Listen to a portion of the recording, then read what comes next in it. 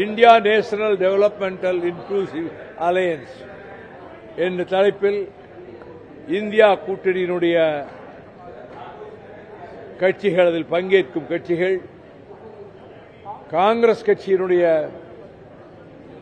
தலைவர் அம்மையார் சோனியா காந்தி அவர்கள், மல்லிகார்ஜுன கார்கே, மதிப்பிற்குரிய ராகுல் காந்தி உள்ளிட்ட தலைவர்கள் அனைவரும் கலந்து கொண்ட கூட்டம் ஏறத்தாழ ஒரு 3 மணி நேரம் நடைபெற்றது.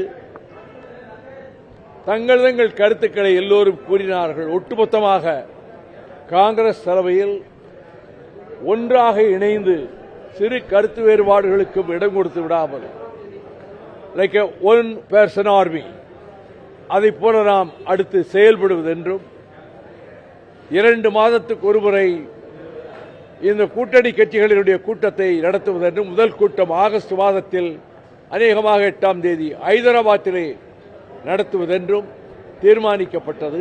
இதில் முதல் தீர்மானம் எஸ்ஐஆர் குறித்து உச்சநீதிமன்ற தலைமை நீதிபதியிடம் வழக்கு தாக்கல் செய்வது.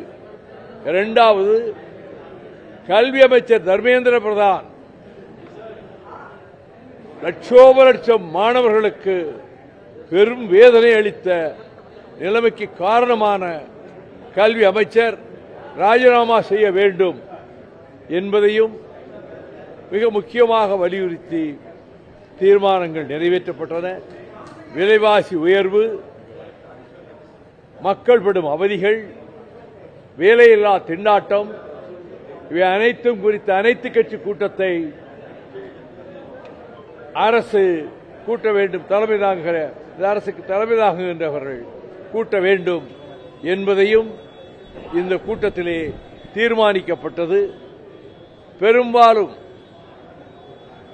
ஒத்த கருத்துக்களை உடையவர்களாக, முரண்பாடுகளுக்கு இடம் கொடுக்காத வகையில் மேற்கு வங்கத்தின் முதலமைச்சர் சகோதரி மம்தா பானர்ஜி அவர்களும் முழுக்க காங்கிரஸோடு இணைந்து அதற்கு பக்கபலமாக இருந்து இந்த அணிவகுப்பை, இந்த மார்ச்சை தொடருவோம் என்றும் பேசினார்.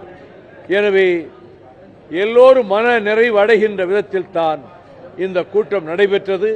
23க்கு மேற்பட்ட கட்சிகள் இதிலே பங்கேற்றன. அங்கே சிவசேனா கட்சியுடைய தலைவர்கள் ஆன்லைனில் அவங்களும் வந்து கலந்து கொண்டார்கள். அதை பற்றி நான் ஒன்றும் கருத்து சொல்றதுக்கு இல்லை.